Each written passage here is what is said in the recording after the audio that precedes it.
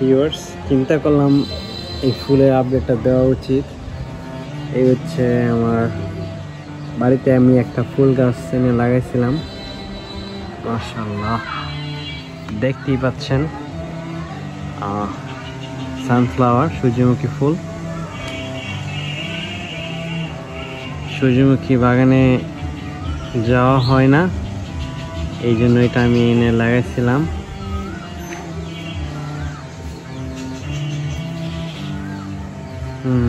এখানে একটা, পিছনে আরেকটা ফুটবে ভাব।